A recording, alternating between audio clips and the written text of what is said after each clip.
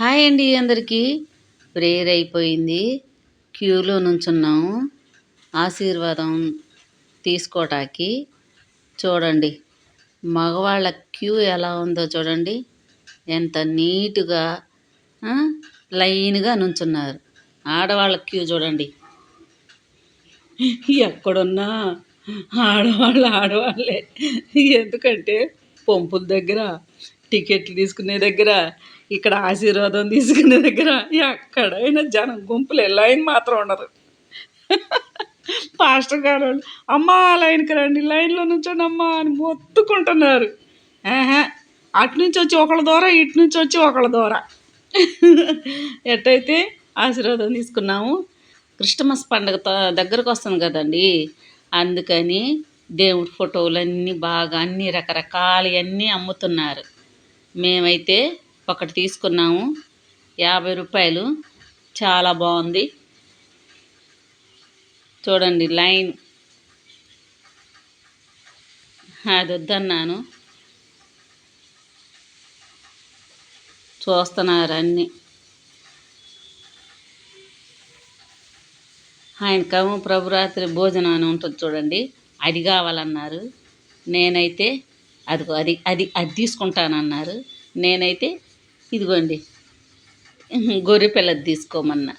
అది మెలకువగా ఉండి ప్రార్థన చేయుడి. ఇది తీసుకొని వచ్చాము, 50 రూపీసు.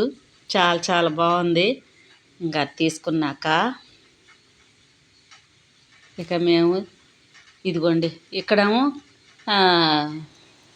క్యాలెండర్స్ అమ్ముతున్నారు, 10 రూపాయలే.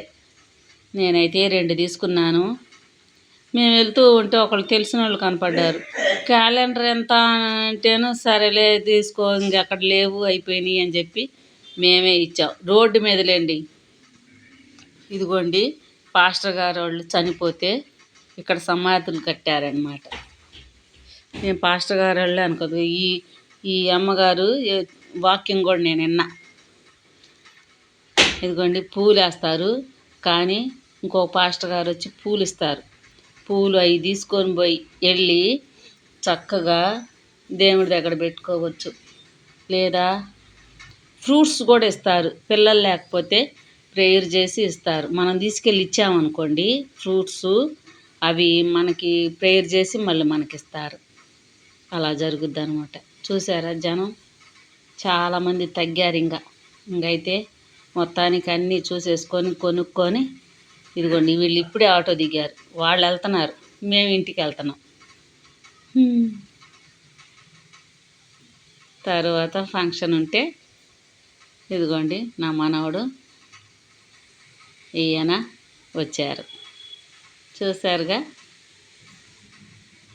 పాప బర్త్డే, అందుకని వచ్చామన్నమాట.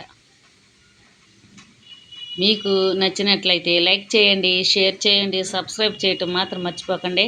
కామెంట్ పెట్టండి.